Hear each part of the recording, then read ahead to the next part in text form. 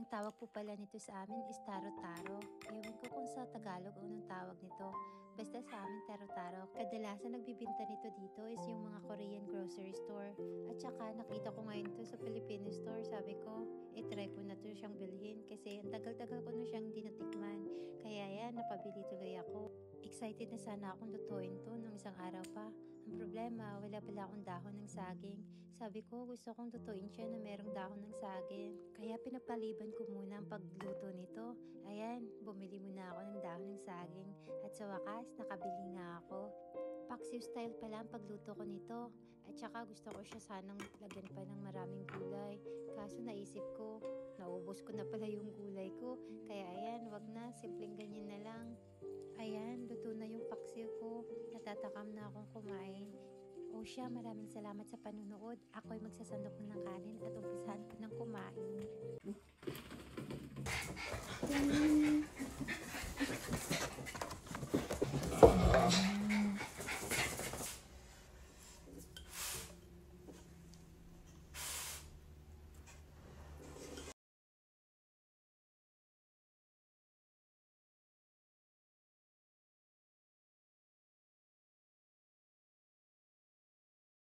Medyo antok pa ako pero kailangan ko na talagang bumangon.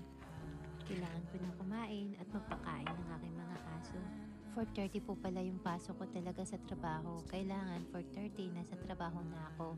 At dapat nakalabas na ako ng bahay around 4 kasi pag nakalabas ako ng bahay ng 4:05 or 4:06, 4:07, nako, sobrang ko na nun, taranta na ako kasi ayokong malate. Yung grace period naman sa trabaho namin is 3 minutes. Pero ngayon, babaguhin nata nila na kailangan kung 4:30 yung pasok mo, 4:27 naka-clock in ka na. Kala mo naman parang walang pasok ako. Minalas ako ngayong umaga, yung kotse ko, nagka-problema. Iwan ko ba kung anong nangyari?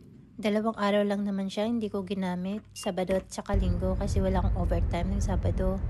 Nakapark lang talaga yun sa labas. Hindi ko naman kasi yan chinecheck pag wala akong pasok kasi nasa bahay lang talaga ako.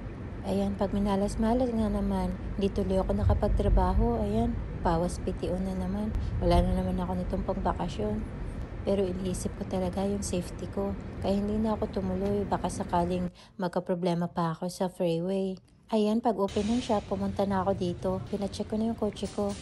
Buti na ayos na siya at kunti lang yung binayaran ko. Ang sabi niya, may screw daw yung gulong. Ayan, makauwi na nga ng bahay at nasolve na din yung problema ko kahit may gastusin. Pero okay lang, nasolve na din siya. Basta ang importante, safe ako nito pag nagdadrive. Gandang umaga. Ayan, papasok na tayo sa trabaho. Pero umuulan ngayon. Ilang araw na umuulan dito sa amin. Gusto ko yung ulan, pero hindi yung masyadong ulan. Kasi pag nagdadrive kagaya nito, ang hirap. Masakit siya sa mata pag nagdadrive kasi madaling araw pa din kaya medyo madilim pa. Ang hirap mag-drive pag madilim. Hay, sa wakas nakarating na din ako. O siya, magtatrabaho muna ako. First break ko na. Ayan, mag-coffee break muna ako. Pero medyo parang umuulan pa din. Yung baon ko pala ngayon, yung ginawa kong taro-taro, ayan, nasarapan ako. Nag-enjoy talaga ako kumakain pag ganito mga pagkain ko.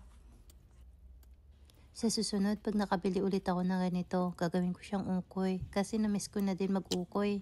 Matagal-tagal na din ako hindi gumawa ng ganun. Hay, sa wakas, nakalabas na din sa trabaho. Ay, ang akala ko hindi na umulan, pero umulan pa din. Gandang umaga. Magluluto po pala ako ngayon ng turon. Turon na saging ko pala ito. At nakita nyo naman, frozen siya. Hinog na masyado yung saging ko. Kaya ang ginawa ko, pinaglalagay ko na siya sa turon wrapper. Kaya ayan, medyo marami-rami po pala yung na-freezer ko nito. Kasi ang ginawa ko sa saging, hinati-hati ko muna siya bago ko siya nilagay sa wrapping paper. Gusto ko sana lagyan to ng asukal. Problema, naisip ko, diabetic pala yung family ko. Kaya ayan, wag na lang. Wala naman akong diabetes sa ngayon, pero umiiwas talaga ako kasi ayoko magkasakit. Lalong-lalo na ako lang mag-isa dito sa Amerika. Ayan, may pambaon na ako. Pero parang 1 or 2 baunan lang to. Ang bilis ko kasi makaubos pag ganito mga pagkain ko eh. Con nghĩ là cái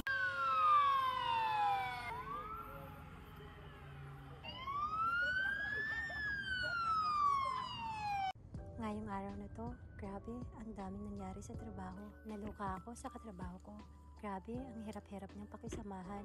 Mabuti lang siya sa'yo pag meron siyang kailangan. Pero pagtapos mo na siyang matulungan, grabe, bumabalik na naman yung ugali niyang hindi makain-kain ng tao. Marami akong katrabaho na ganitong lahi. Pero mostly talaga sa kanila, bully. O siya, hindi na nga ako maglilitanya about sa nangyari sa akin sa trabaho. Andito pala ako ngayon sa leasing office. Nagpapalit sila ng parking permit. Sabi nung nag-assist sa akin para daw maiwasan makopya yung parking permit. Isa ako sa nabiktima dyan. Nato yung car ko mga 2 a.m. Tapos yung pasok ko 4 a.m. Naiinis talaga ako ng panahon na yun kasi hindi ako nakapasok.